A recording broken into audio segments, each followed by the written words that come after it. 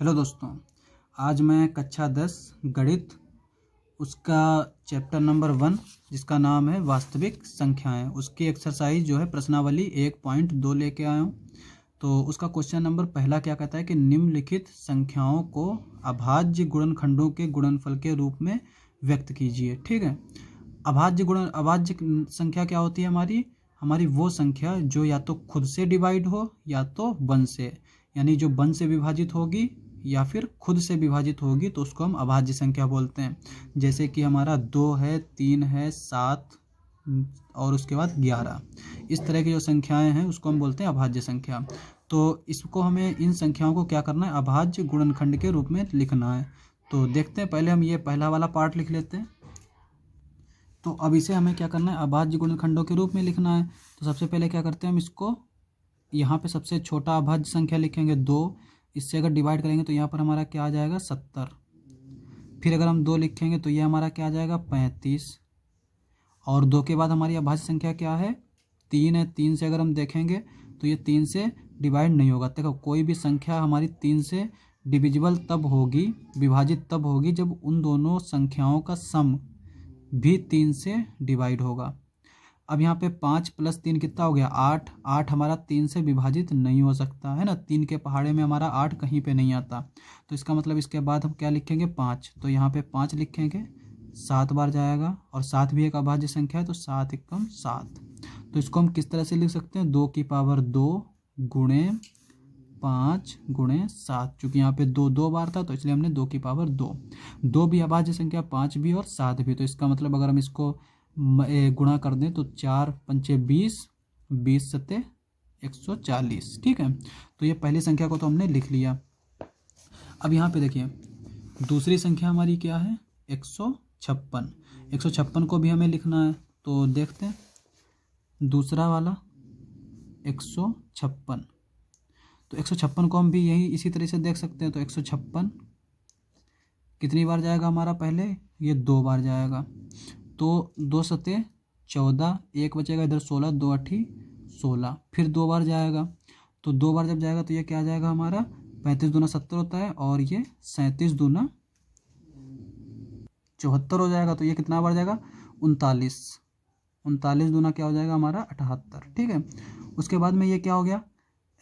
3 बार जाएगा। 3 × 3, 3 × 3 = 9। फिर ये हमारा 13, 13 × 13।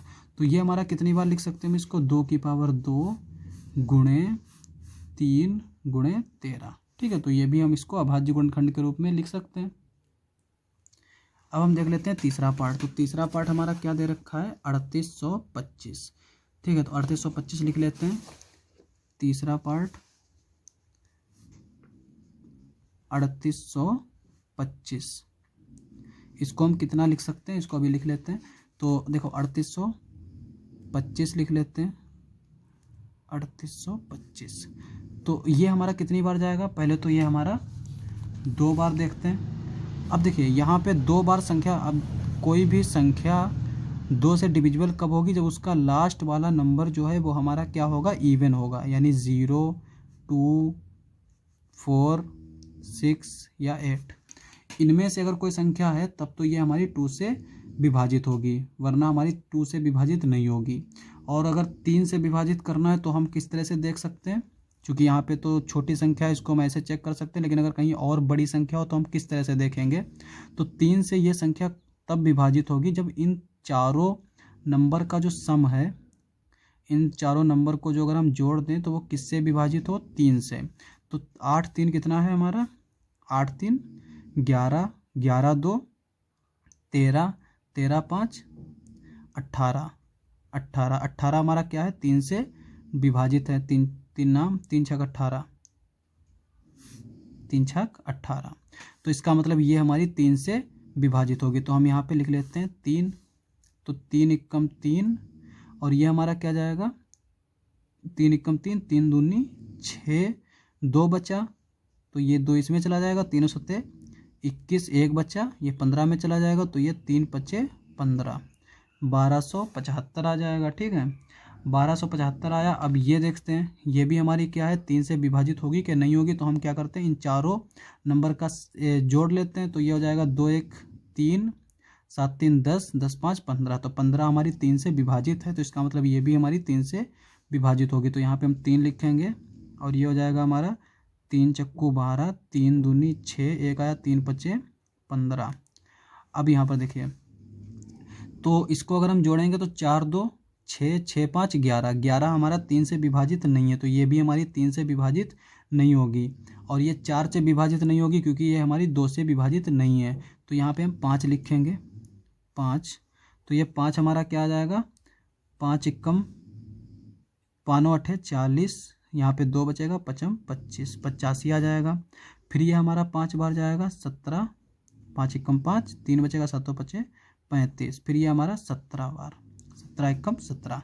तो इसको हम कितनी बार लिख सकते हैं, 3 स्क्वायर गुणे 5 स्क्वायर गुणे 17, इस तरह से लिख सकते हैं, जहाँ पे 3 और 5 और 17 हमारा क्या है, अभाज्य संख्या है। अब हम देखते हैं चौथा पार्ट। चौथा पार्ट क्या लिखा है, 5005, 5005 लिखा है, तो पहले हम इसको लिख लेते हैं।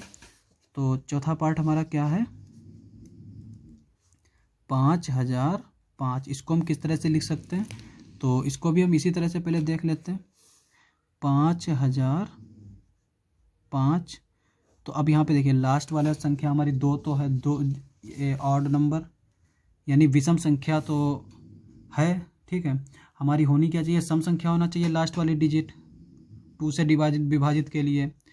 तो यहाँ पे हमारा क्या दे रखा है, 5 दे रखा है। और 3 से विभाजित कब होगा, जब हम इनका सबको जोड़ लें, तो वो हमारा 3 से विभाजित होना चाहिए। तो 5 + 0 + 0 + 5 10 आ जाएगा, 10 भी हमारा 3 से विभाजित नहीं है। तो इसको हम कितनी बार देखेंगे, 5 बार। तो ये 5 एकम 5 0 0, 5 एकम 5। अब ये हमारा कितनी बार जाएगा, 7, ठीक है। तो ये हमारा क्या जाएगा, 7 एकम 7, यहाँ पे 3 बचेगा, इधर जाएगा 30 हो जाएगा, 7 चौक 28, 2 बचेगा, 2 इधर जाएगा 21 हो जाएगा, 7 तियाँ 21, ठीक है। ये हमारा अब क्या जाएगा, 11 बार, 7 के बाद हमारा सीधे 11 बार जाएगा। ये 11 एकम 11, 3 बचा, 11 तियाँ 33, 13 हमारी क्या है, अभाज्य संख्या, तो 13 एकम 13। इसको हम किस तरह से लिखेंगे, 5 गुणे 7 गुणे 11 गुणे 13, ठीक है। अब हम देखते हैं पाँचवा पार्ट। तो पाँचवा पार्ट हमारा क्या दे रखा है, 7429। तो पहले पार्ट लिख लेते हैं।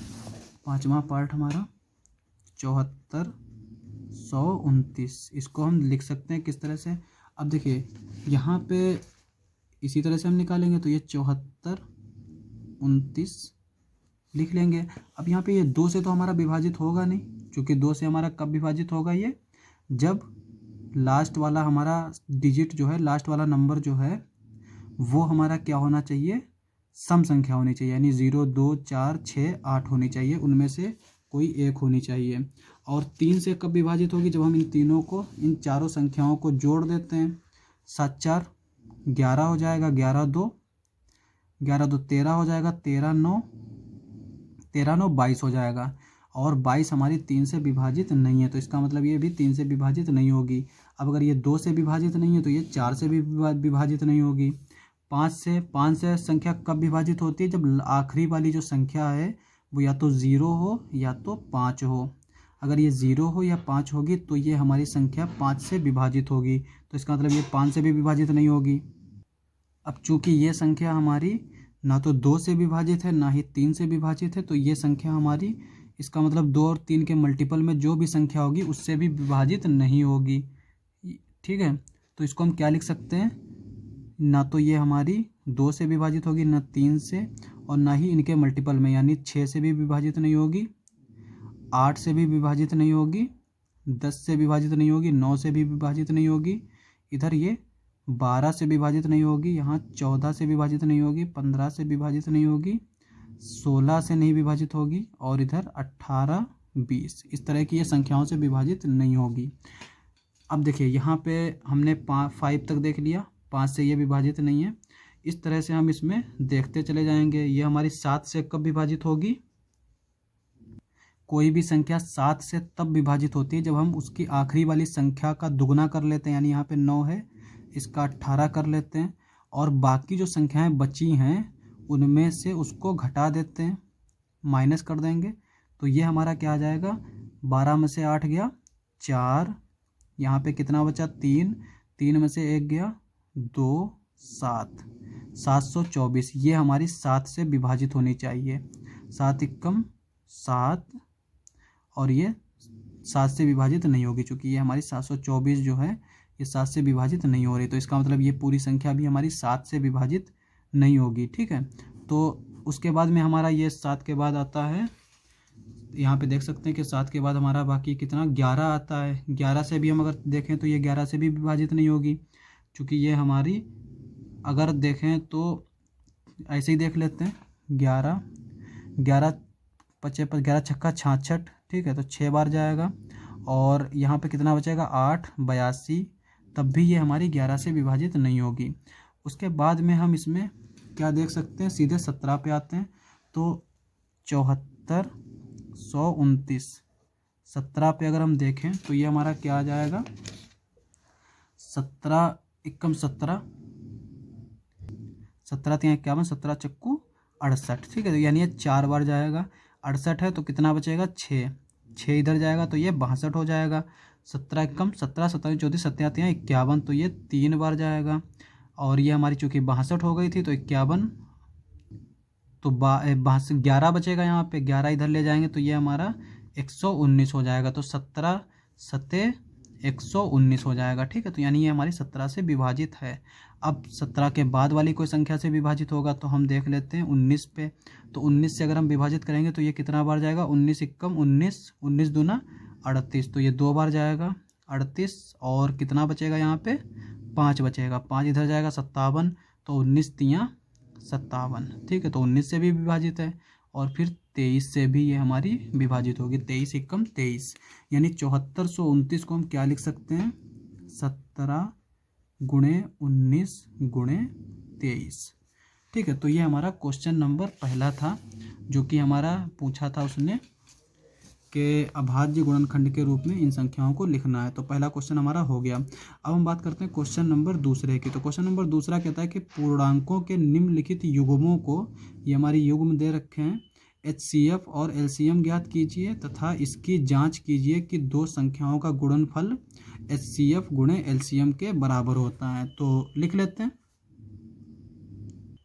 पहला वाला पार्ट। तो क्वेश्चन नंबर दूसरे का हमने पहला पार्ट लिख लिया है। ठीक है, तो HCF और LCM निकालने के दो तरीके हैं, एक तो हमारा यूक्लिडियन एल्गोरिथम है और दूसरा क्या है, इसको अभाज्य गुणनखंडों के रूप में लिख लेते हैं। तो पहले हम क्या करते हैं, इसको 26 को अभाज्य गुणनखंड के रूप में लिखेंगे। तो 26 को हम कैसे लिखेंगे, 2 13 दूनी 26, 13 एकम 13, तो यानी ये 2 गुणे 13 दो अभाज्य संख्या है, इस तरह से लिख सकते हैं। और 91 को हम किस तरह से लिख लेंगे, 91 2 से तो जाएगा नहीं, तो 3 से देख लेते हैं, 3 दूनी 6, 3 तिहाई 9, 3 से भी नहीं जाएगा। 13 से देख लेते हैं, 13 सत्ते 91, तो ये 7 आ जाएगा।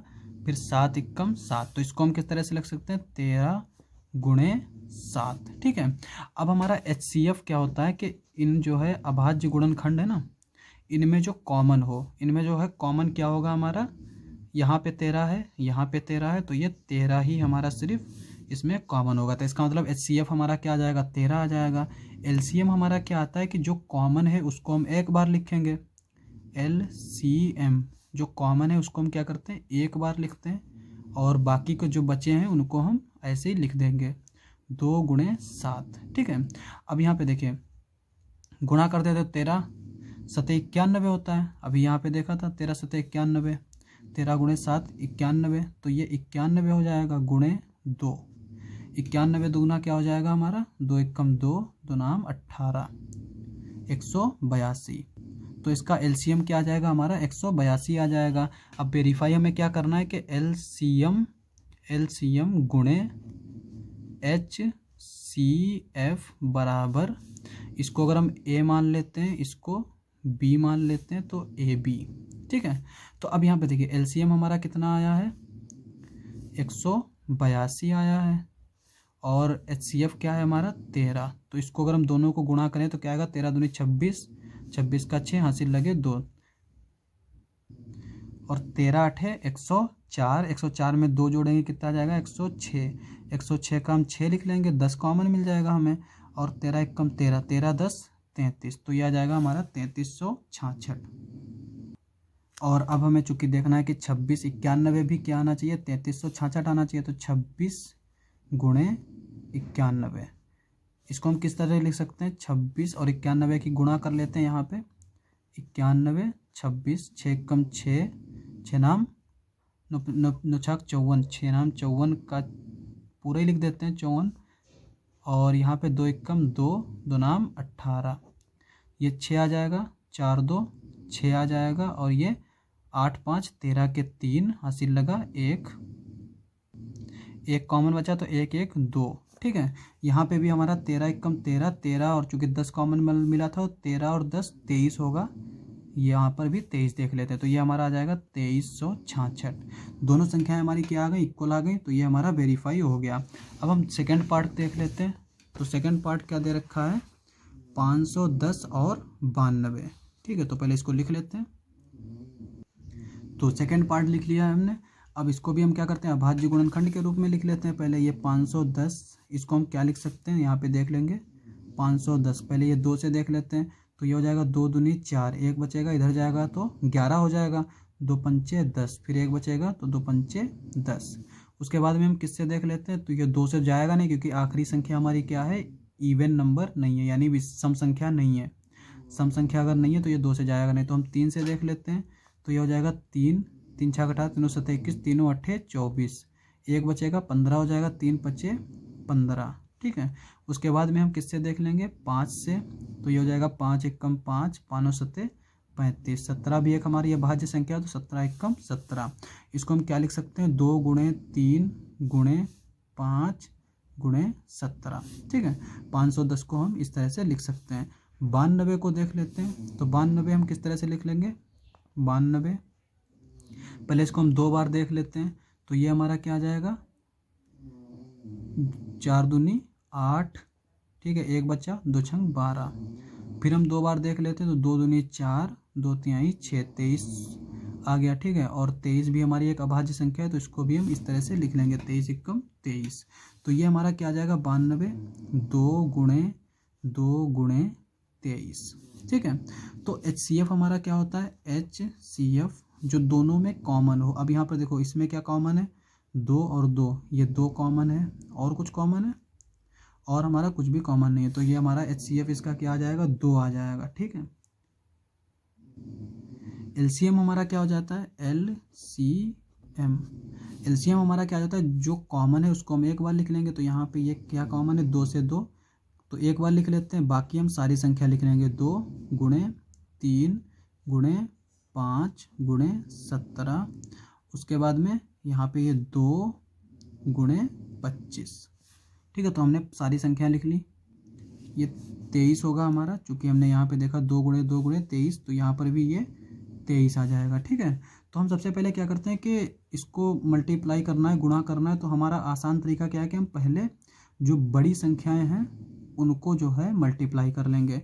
तो हम क्या करते हैं, 2 को ऐसे ही लिखा रहने देते हैं, यहाँ पे 3 को भी ऐसे लिखा रहने देते हैं, 5 को भी ऐसे लिखा रहने देते हैं, इस 2 को ऐसे लिखा रहने देते हैं, और 17 और 23 की अगर गुणा करेंगे तो हमारा क्या आ जाएगा, 391, ठीक है, 391 आ जाएगा। अब यहाँ पे देखिए, इनमें सबसे बड़ी संख्या फिर कौन सी है हमारी, 5। तो हम 2 को ऐसे लिखा रहने देते हैं, 3 को ऐसे लिखा रहने देते हैं, 2 को ऐसे लिखा रहने देते हैं, 5 को इसके साथ गुणा कर देते हैं। तो 5 को अगर हम इसके साथ गुणा करेंगे तो ये हमारा क्या आ जाएगा, 5 एकम 5 आ जाएगा, 5 नाम 45 आ जाएगा, 45 का हमारा 5 आ जाएगा, फिर 4 बचेगा, 5 3 15 4 19, ठीक है। तो ये हमारा इस तरह से आ जाएगा। अब हम क्या करते हैं, 3 से गुणा कर देते हैं। तो 3 से अगर हम गुणा करेंगे तो 3 5 15 के 5 हासिल लगा 1, 3 5 15 1 16 के 6 हासिल लगा 1, 3 नाम 27 के 27 1 28, 28 का 8 हासिल लगा 2, 3 एकम 3 2 5, तो यह आ जाएगा 5865। अब हम इसमें क्या करते हैं, सीधे 4 से मल्टीप्लाई कर देंगे, तो ये हमारा आ जाएगा 33460। तो ये हमारा इसका LCM आया है, ठीक है। LCM हमारा इस तरह से आ गया। अब देखिए, वेरीफाई करना है हमें, HCF गुणे LCM ये क्या हमें वेरीफाई करना है, 2 गुणे 33,460, तो ये हमारा आ जाएगा 0, 2 से 0 मल्टीप्लाई करेंगे, 2 छंग 12 के 2 हासिल लगा 1, और फिर 2 चक 8, 2 4 दूनी 8 हो जाएगा, 8 1 9, 2 तिहाई 6, इसको ऐसे लिख देंगे, 2 तिहाई 6, इसको भी हम ऐसे ही लिख देंगे, तो यह आ जाएगा हमारा 66,920। और अगर हम 510 को 92 से गुणा करेंगे, 510 गुणे 92, तो ये भी हमारा 66,920 ही आ जाएगा। ठीक है, तो इसको हम ऐसे ही छोड़ देते हैं यहीं पे। अब हम देखते हैं क्वेश्चन नंबर तीसरा, यानी पार्ट जो है इसका तीसरा पार्ट हमारा क्या दे रखा है कि 336 और 54 का हमें निकालना है HCF और LCM, और फिर हमें उसको इसके साथ वेरीफाई करना है। तो पहले हम तीसरा पार्ट लिख लेते हैं।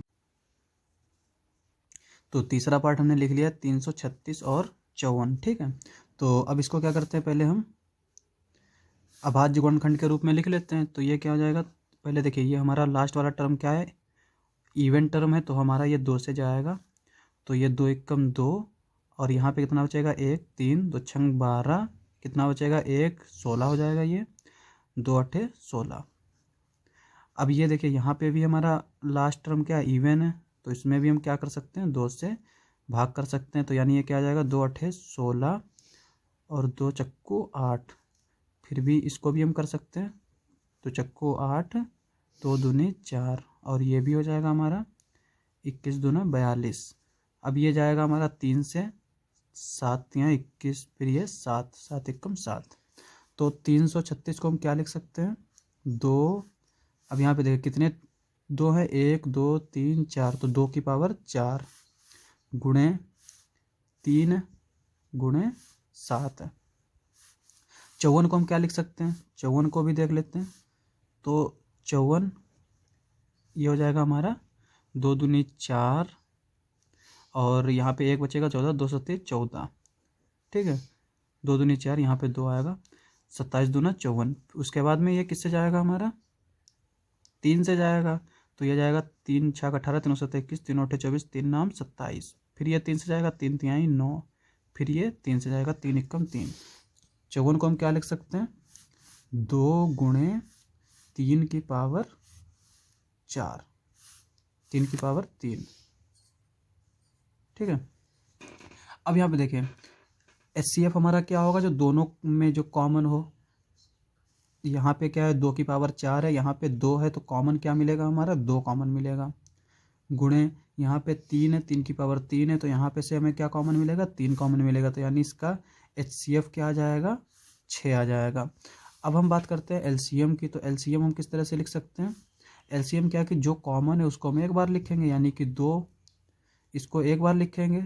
ठीक है, और यहाँ पे 3 कॉमन है, इसको भी एक बार लिखेंगे, बाकी हम सबको लिखेंगे। अब यहाँ पर देखिए इसको हम क्या लिख सकते हैं 2 की पावर 4 है, इसको हम लिख सकते हैं 2 गुणे 2 की पावर 3, तो ये 2 तो जो है कॉमन वाला हो गया, तो 2 की पावर 3 बचेगा, 2 की पावर 3 गुणे यहाँ पे 3 जो है 3 की पावर 3 है, तो यहाँ पे क्या बचेगा हमारा 3 की पावर 2 बचेगा, गुणे ये क्या है 7। ठीक है, इसको अगर सॉल्व करें तो क्या जाएगा हमारा 2 गुणे 3 गुणे 2 की पावर 3 क्या होता है हमारा 8, 3 की पावर 2 9 गुणे 7। ठीक है, अब यहाँ पे अगर 3 दूनी 6 गुणे 8 गुणे 9 से 63 हो जाएगा, तो ये 63 आ जाएगा। अब यहाँ पे हम 8 की मल्टीप्लाई कर देंगे 63 से, तो 8 8 16 24 के 4 हासिल लगे 2, 8 छंग 48, 48 2 50, तो यह आ जाएगा 504। फिर इसको 6 से गुणा कर देंगे, 6 चौक 24 के 4 हासिल लगा 2, और 6 0 से मल्टीप्लाई करेंगे तो 0 ही आ जाएगा, 2 जोड़ेंगे तो यहाँ पे हमारा 2 बचेगा, 6 पंचे 30, तो यह आ जाएगा 3024। HCF हमारा 6 आया और LCM क्या आ जाएगा 3024। अब हम HCF को गुणा कर देंगे LCM से, तो ये क्या लिख सकते हैं 6 गुणे 3024, तो ये हमारा क्या आ जाएगा 6 चौक 24 के 4 हासिल लगे 2, 6 दूनी 12 2, 14 के 4 हासिल लगा 1, 6 0 0 हो जाएगा, तो एक हासिल वाला लिख देंगे हम। 6 की 12 6 18, 18 को हम ऐसे लिख देंगे 18,144 आ जाएगा। और अगर हम 336 को 54 से गुणा करेंगे तो ये क्या आ जाएगा हमारा, यहाँ पे गुणा करके देख लेते हैं। 336 और ये 54, 4 छंग 24 के 4 हासिल लगे 2, 4 तिहाई 12, 13 14 के 4 हासिल लगा 1, 4 तिहाई 12 1 13, 5 छक्का 30, 30 का 0 हासिल लगे 3, 5 तिहाई 15, 15 3 18, 18 का 8 हासिल लगा 1, 5 तिहाई 15 1 16, 16 ऐसे ही लिख देंगे। इनको जोड़ देंगे तो ये हो जाएगा हमारा 4 4 8 3, 11 का 1 हासिल लगा 1, 6 1 7 1 8 हासिल वाला और फिर 1, ये हमारा क्या आ जाएगा 18,144। ठीक है, तो ये देखो हमारा जो है दोनों इक्वल हो गया, तो हमारा ये वेरीफाई हो गया। तो क्वेश्चन नंबर 2 हमारा जो है वो कंप्लीट हो गया। अब हम देख लेते हैं क्वेश्चन नंबर 3। क्वेश्चन नंबर 3 क्या कहता है कि अभाज्य गुणनखंडन विधि द्वारा निम्नलिखित पूर्णांकों को HCF और LCM ज्ञात कीजिए। ये हमारे दे रखे हैं। ठीक है, 3 नंबर दे रखे हैं, इनका हमें LCM और HCF निकालना है। ठीक है, तो पहला पार्ट लिख लेते हैं। तो इसको हमने लिख लिया है। अब किससे हमें निकालना है, HCF और LCM निकालना है अभाज्य गुणनखंड करके। तो पहले हम 12 को अभाज्य गुणनखंड के रूप में लिख लेते हैं। तो ये क्या हो जाएगा 2 की पावर 2, 2 दूनी 4 हो जाएगा, 4 तिहाई 12। ठीक है, 15 को हम किस तरह से लिख सकते हैं, 3 गुणे 5 15 हो जाएगा। 21 को हम किस तरह से लिख सकते हैं, 7 गुणे 3 7 तिहाई 21, तो ये हमारा 21 हो जाएगा। अब हमने HCF क्या होता है हमारा, जो सब में कॉमन हो उसी को सिर्फ लिखेंगे हम। यहाँ पे देखिए इसमें 3 है, इसमें 3 है और इसमें 3 है, बाकी कुछ भी कॉमन नहीं है, तो HCF इसका क्या हो जाएगा 3 हो जाएगा। LCM क्या होता है हमारा, LCM ये होता है कि जो कॉमन है उसको एक बार लिख लेते हैं। तो इसमें देखिए सब में 3 कॉमन है, 3 को एक बार लिख लेते हैं, तो बाकी के सारे अंक लिख लेंगे 2 की पावर 2 गुणे 5 गुणे 7। अब ये क्या हो जाएगा हमारा 3 गुणे 4 गुणे 7 5 35, और ये क्या हो जाएगा 35 चक्कू 140, और 140 तिया 100, इससे मल्टीप्लाई कर लेंगे, 3 0 से करेंगे तो 0 आ जाएगा। 3 चक्कू 12 का 2 हासिल लगा 1, 3 1 कम 3 1 4, तो ये आ गया हमारा 420। तो HCF भी आ गया, LCM भी आ गया। तो हमसे पूछा गया था अभाज्य गुणनखंड द्वारा निकालो, तो हमने इस तरह से निकाल लिया है। अब हम दूसरा वाला पार्ट देख लेते हैं। दूसरा पार्ट क्या दे रखा है, 17 23 और 29। तो लिख लेते हैं पहले 17 23 29 और 29। ठीक है, अब पहले इसको हम अभाज्य गुणनखंड के रूप में लिख लेते हैं। अब देखिए 17 क्या है हमारा, एक अभाज्य संख्या, तो 17 को तो हम 17 ही लिख सकते हैं, इसके अलावा और कुछ नहीं लिख सकते। ठीक है, चूँकि 17 एक हमारी अभाज्य संख्या है। 23 हमारी क्या है, ये भी एक अभाज्य संख्या है, और 29 क्या है, ये भी हमारी एक अभाज्य संख्या है। तो अब हमारा दोनों में कॉमन क्या होगा, देखिए 17 को हम क्या लिख सकते हैं, 17 गुणे 1। 23 को हम क्या लिख सकते हैं, 23 गुणे 1। और 29 को क्या लिख सकते हैं हम, 29 गुणे 1। ठीक है, इस तरह से लिख सकते हैं। तो HCF हमारा क्या हो जाएगा, HCF क्या होता है, जो सब में कॉमन हो। अब सब में क्या कॉमन है, यहाँ पर भी 1 है, यहाँ पे 1 है, यहाँ पे 1 है, तो यहाँ पर हमारा क्या कॉमन मिल जाएगा 1। तो इसका मतलब इसका HCF क्या हो जाएगा 1। LCM निकाल लेते हैं। LCM हमारा क्या आएगा, जो कॉमन है उसको एक बार लिखेंगे। कॉमन 1 है तो 1 को हम चाहे लिखें या ना लिखें। 17 गुणे 23 गुणे 29। ठीक है, अब इसको हम मल्टीप्लाई कर लेते हैं। 23 को पहले मल्टीप्लाई कर लेते हैं। 9 के 18 होते 27, 27 के 7 हासिल लगे 2। ठीक है, और 3 दूनी 6, 6 2 8, यहाँ पे 9 दूनी 18 के 8 हासिल लगा 1, 2 दूनी 4 1 5। ऐड जोड़ देंगे तो क्या आ जाएगा हमारा 7 8 8 16 के 6 हासिल लगा 1, और यहाँ पे 5 1 6 हो जाएगा, 667 आ जाएगा। अब देखिए यहाँ पे हमने 29 और 23 की गुणा कर ली। अब यहाँ पर क्या आया हमारा 667। अब इसमें हम क्या 17 की गुणा कर देंगे, तो यहाँ पे हम 17 की गुणा कर देते हैं। तो 7 7 49, 49 का 9 हासिल लगे 4, 7 7 7 42, 42 के में 4 जोड़ देंगे तो 42 4 46 हो जाएगा। 46 का 6 हासिल लगे 4, 7 42, 42 4 46, तो ये हो जाएगा हमारा 4646 69। अब क्या करते हैं हम 1 की गुणा कर लेते हैं तो 7 आ जाएगा यहाँ पे, ये इस तरह से ही लिखा देंगे। अब इसको क्या करते हैं हम जोड़ देते हैं तो ये हो जाएगा 9 और 6 6 12 13 के 3 हासिल लगा 1, 6 6 12 13 के 3 हासिल लगा 1, 6 4 10 1 11। तो ये आ जाएगा हमारा 11,339। तो ये हमारा इसका एलसीएम आ जाएगा। ठीक है, तो अब हम तीसरा पार्ट देख लेते हैं। क्वेश्चन नंबर तीसरा है और उसका तीसरा पार्ट हमारा क्या दे रखा है, 8 9 और 25। ठीक है, तो पहले इसको लिख लेते हैं।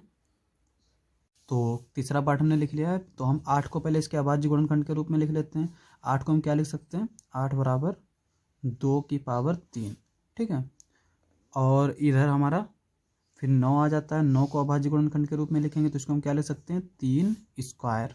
फिर आता है 25, 25 को हम क्या लिख सकते हैं, 5 स्क्वायर। इसमें सारे क्या स्क्वायर वाले टर्म्स हैं, तो 1 भी है हमारा मल्टीप्लिकेशन में, तो एचसीएफ हमारा क्या हो जाएगा, 1 आ जाएगा। क्योंकि हमारा इसमें कॉमन क्या है, सिर्फ 1 कॉमन है, बाकी कुछ भी हमारा कॉमन नहीं है। एलसीएम हमारा क्या आ जाएगा, एलसीएम इज इक्वल्स टू 8 गुणे 9 गुणे 25, या फिर 2 की पावर 3 गुणे 3 की पावर 2 या 5 की पावर 2, इस तरह से भी लिख सकते हैं। अब यहाँ पे देखिए, यहाँ पे इसको गुना कर लेते हैं। 9 5 45 के 5 हासिल लगे 4, 9 दूनी 18, 18 4 22। ठीक है, अब 8 को हम इससे मल्टीप्लाई कर देते हैं तो 8 पंचे 40 का 0 हासिल लगे 4, 8 दूनी 16 4 20 का 0 हासिल लगे 2, 8 दूनी 16, 16 2 19, 16 2 18। ठीक है, तो ये हमारा 1800 आ गया। अब हम देख लेते हैं इसका हमारा एलसीएम क्या आ जाएगा, 1800। एचसीएफ क्या आ गया, 1 आ गया। अब हम क्वेश्चन नंबर 4 देख लेते हैं। क्वेश्चन नंबर 4 क्या कहता है कि एचसीएफ 306, 657 का 9 दे रखा है, एलसीएम हमारा क्या होगा। ठीक है, तो देख लेते हैं। तो एचसीएफ हमारा दे रखा है, एलसीएम हमें निकालना है। चूँकि हम क्या है जानते हैं कि एचसीएफ गुणे एलसीएम बराबर क्या होता है हमारा, यहाँ पर अगर ए और बी मान लेते हैं तो ये ए बी के इक्वल होता है। ठीक है, तो इसमें हम यही वाला फार्मूला लगा देंगे। तो एचसीएफ हमारा दे रखा है कितना, 2, यहाँ पे एचसीएफ 9 दे रखा है हमारा, तो यहाँ पे हम 9 लिख लेंगे, गुणे एलसीएम हमारा क्या है निकालना है हमें, तो एलसीएम को ऐसे एलसीएम लिखा रहने देते हैं। ए बी, ए हमारा क्या है 306 गुणे 657। ठीक है, बी हमारा हो जाएगा 657। अब इसको हम क्या लिख सकते हैं, एलसीएम बराबर 306 गुणे 657 बटे 9। ठीक है, और 9 को हम इससे भाग कर देंगे तो ये क्या हो जाएगा, 9 14 9 54, 9 दूनी 18, 9 3 27, 3 बचेगा, इधर जाएगा तो 36 हो जाएगा, 9 चौक 36, तो यानी ये 34 आ जाएगा। तो एलसीएम हमारा क्या आ जाएगा, एलसीएम बराबर 34 गुणे 657। ठीक है, तो अब इसको हम गुणा कर लेते हैं। 657 को 34 से गुणा कर देते हैं तो ये हमारा क्या जाएगा, 4 से 28 आ जाएगा। 28 का 8 हासिल लगे 2, 4 पंचे 20, 2 22 का 2 हासिल लगे 2, 4 छंग 24, 24 2 26। ठीक है, 3 सते 21, 21 का 1 हासिल लगे 2, 3 पचे 15, 15 2 17 का 7 हासिल लगा 1, 3 छाक 18, 18 1 19। और यहाँ पे इसको हम जोड़ देंगे तो यह आ जाएगा 8 2 1 3, 6 6 12 1 13 के 3 हासिल लगा 1, 9 2 11 1 12 का 2 हासिल लगा 1 1 1 2। तो ये हमारा एलसीएम आ जाएगा 22,338। ठीक है, तो क्वेश्चन नंबर 4 भी हमारा हो गया। अब हम क्वेश्चन नंबर 5 देख लेते हैं। क्वेश्चन नंबर 5 क्या कहता है कि जांच कीजिए कि किसी प्राकृत संख्या n के लिए संख्या 6 की पावर n अंक जो है वो 0 पर समाप्त हो सकती है, इसकी हमें जांच करनी है। तो पहले क्वेश्चन को लिख लेते हैं। अब देखो क्वेश्चन में हमें क्या दे रखा है कि हमें n की वैल्यू निकालनी है जिसके लिए 6 की पावर n कहाँ पे समाप्त हो, 0 पे समाप्त हो। जैसे 0 पे समाप्त मतलब 250 जैसे आता है ना, ये 0 पे समाप्त है, इसका मतलब आखिरी अंक क्या हो हमारा 0 हो। तो सबसे पहले हम n की वैल्यू 1 रखते हैं, तो n बराबर अगर हम 1 रखेंगे तो ये क्या आ जाएगा हमारा 6 की पावर 1, यानी 6, ये तो 0 पे समाप्त नहीं हो रहा है। n बराबर अगर हम 2 रखते हैं तो 6 की पावर 2, ये क्या हो जाएगा हमारा 36 हो जाएगा, तो भी हमारा ये 0 पे समाप्त नहीं हो रहा है। अगर हम n बराबर 3 रखेंगे तो ये 36 गुणे 6, ठीक है, 6 की पावर 2, 6 की पावर 3 हो जाएगा, 6 छंग 36 और गुणे 6, तो यह जाएगा 6 छंग 36 का 6 हासिल लगे 3, 6 के बाद 6 3 18, 3 21, 216 आ जाएगा, तब भी ये हमारा 6 पे समाप्त हो रहा है। n बराबर 4 के लिए अगर हम देख लेते हैं तब भी ये हमारा 216 गुणे 6, चूँकि हम 6 को इसके आखिरी वाले अंक से गुणा कर रहे हैं, और जब हम आखिरी वाले अंक से गुणा कर रहे हैं यहाँ पे, जहाँ पर भी, अगर यहाँ पर भी देख सकते हैं 6 गुणे 6, आखिरी वाले अंक से जब गुणा कर रहे हैं तो हमारा 6 छंग 36 आ रहा है, तो यानी जो शुरुआत होती है हमारी जैसे 6 छंग 36, तो हम जब गुणा करते हैं तो आखिरी अंक से ही लिखते हैं। तो अब यहाँ पे 6 छंग 36 लिखा तो उसको हम 6 ही लिखेंगे, और कितना हासिल बचेगा 3, 6 कम 6 3 9, और फिर 6 दूनी 12, ठीक है। अब देखिए यहाँ पे अब हम कितनी भी संख्या ले लें, n की कोई भी वैल्यू ले लें, 1 2 3 4 5 डैश डैश डैश, कितना भी ले लें, हमें हमेशा जो है इसका आखिरी अंक 6 ही मिलेगा, है ना। तो इसमें n की हमें कोई भी वैल्यू ऐसी नहीं मिलेगी जहाँ पे ये हमारा 0 पे समाप्त हो। तो क्वेश्चन नंबर 5 हमारा जो कह रहा था कि जांच कीजिए कि ऐसी कोई प्राकृतिक संख्या है, तो यहाँ पर हम कह देंगे कि ऐसी कोई प्राकृतिक संख्या नहीं है जिसके लिए हमारा 6 की पावर n जो है वो 0 पे समाप्त हो। अब हम देखते हैं क्वेश्चन नंबर 6 की। तो क्वेश्चन नंबर 6 क्या कहता है कि व्याख्या कीजिए कि 7 गुणे 11 गुणे 13 प्लस 13 और 7 गुणे 6 गुणे 5 गुणे 4 गुणे 3 गुणे 2 गुणे 1 प्लस 5 भाज्य संख्याएं हैं। तो देख लेते हैं। अब देखिए क्वेश्चन में हमारी क्या दे रखा है कि ये संख्या और ये संख्या देखना है कि हमें ये भाज्य होगी कि नहीं होगी। अब देखिए सबसे पहली बात क्या है कि कोई भी अगर संख्या है n, ठीक है, तो या तो ये भाज्य होगी या तो ये अभाज्य होगी। अब अगर ये संख्या अभाज्य है तो इसका मतलब क्या हुआ कि n के हमारे 2 ही फैक्टर होंगे, यानी दो ही संख्याएं होंगी जिससे n जो है वो विभाजित होगा। सबसे पहली संख्या क्या है, एक तो 1 होगा और दूसरा n खुद होगा। इन दोनों के अलावा हमारी कोई भी संख्या नहीं होगी जो n को विभाजित कर सके, ठीक है। n कोई भी अगर हम नंबर लें जो कि अभाज्य हो। तो अब यहाँ पर देखना क्या है कि अगर ये संख्या हमारी इस तरह की आ जाती है तब तो ये अभाज्य होगी, और अगर इस तरह की नहीं आ रही है कि जो खुद से और जो है 1 से डिवाइड हो, विभाजित हो, तो हम उसको बोल देंगे कि ये भाज्य संख्या है। तो पहले इसकी पहले वाली संख्या देख लेते हैं, ठीक है। तो यहाँ पर अगर देखें तो यहाँ पर 13 है प्लस 13 है, तो 13 हमारा क्या हो जाएगा, कॉमन ले लेंगे हम, तो अंदर क्या बचेगा हमारा 7 गुणे 11 प्लस 1, ठीक है। तो ये हमारा क्या हो जाएगा 13 गुणे 11 सतह 77, 77 प्लस 1, 77 प्लस 1, तो इसको हम क्या लिख सकते हैं 13 गुणे 78। अब यहाँ पर देख सकते हैं कि यहाँ पर जो 13 गुणे 78, अब ये संख्या जो है ये हमारी 1 से तो डिविजिबल है, 13 से भी डिविजिबल है और 78 से भी विभाजित हो सकती है। अगर हम 13 से विभाजित करें तो हमारा 78 आ जाएगा, 78 से अगर हम विभाजित करेंगे तो हमारा 13 आ जाएगा। इसका मतलब ये संख्या जो है ये हमारी क्या है, भाज्य संख्या है। अभाज्य नहीं, अभाज्य होती तो ये सिर्फ और सिर्फ 13 गुणे 78 से या फिर 1 से डिवाइड होती है। यहाँ पर आप मल्टीप्लाई भी कर सकते हैं, गुणा कर सकते हैं, तो जो संख्या आएगी वो हमारी भाज्य संख्या होगी। अब हम दूसरा वाला देख लेते हैं। तो यहाँ पर इसमें क्या है हमारा 7 गुणे 6 गुणे 5 गुणे 4 गुणे 3 गुणे 2 गुणे 1 प्लस 5। अब देखिए 5 यहाँ पर भी है, 5 इसमें भी है, तो हम क्या करते हैं 5 कॉमन ले लेते हैं। तो ये क्या बचेगा 7 गुणे 6 गुणे 4 गुणे 3 गुणे 2 गुणे 1 प्लस 1, ठीक है। ये हमारा क्या हो जाएगा 5 7 छंग 42 आ जाएगा, 42 लिख लेते हैं, और 4 तिहाई 12 हो जाएगा। ये 2 गुणे 1 प्लस 1, 5। अब 42 और 12 को गुणा कर देंगे, 12 दूनी 24 के 4 हासिल लगे 2, 12 दूनी 24 चौक 48, 48 और 2 50, तो ये 504 आ जाएगा गुणे 2 प्लस 1, ठीक है। अब यहाँ पे देखो इसको क्या लिख सकते हैं 504 को गुणा कर देंगे 2 से, तो ये हमारा क्या हो जाएगा 4 दूनी 8, 5 दूनी 10, यानी हो जाएगा 1008 प्लस 1, यह आ जाएगा हमारा 5 गुणे 1008, 9। ठीक है, अब ये भी संख्या हमारी क्या होगी, भाज्य होगी। ठीक है, अब यहाँ पर देखिए, अगर किसी भी नंबर को हम उसके गुणनखंडों, अभाज्य गुणनखंडों के रूप में लिख सकते हैं, यानी अगर कोई नंबर है, कोई भी नंबर है, उसको अगर हम अभाज्य गुणनखंड के रूप में लिख लेते हैं तो वो हमारी संख्या क्या होगी, भाज्य होगी। ठीक है, जैसे अगर हम 6 की बात करें तो 6 को हम क्या लिख सकते हैं, 3 गुणे 2, तो ये भी हमारी संख्या क्या है, भाज्य, चूँकि ये 3 से भी विभाजित होगी और 2 से भी विभाजित होगी। तो अब यहाँ पर देखिए, इनको हम क्या लिख सकते हैं, 5 गुणे, यहाँ पर 13 गुणे 78 लिख सकते थे, विभाजित कर सकते हैं ना, क्योंकि अगर गुणनखंडों के रूप में लिख लेंगे तो हमारे 2 संख्याएं मिल जाएंगी और उन दोनों संख्याओं से वो संख्या क्या होगी, विभाजित होगी। यहाँ पर देखो, ये 13 से विभाजित होगी और ये 78 से भी विभाजित होगी। इसी तरह से यहाँ पर ये 5 से भी विभाजित होगी और 1009 से भी विभाजित होगी।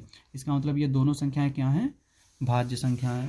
तो यहाँ पर ये हमारी भाज्य संख्या हो जाएगी। अब हम देखते हैं क्वेश्चन नंबर 7वां। तो क्वेश्चन नंबर 7वां क्या कहता है कि किसी खेल के मैदान के चारों ओर एक वृत्ताकार पथ है।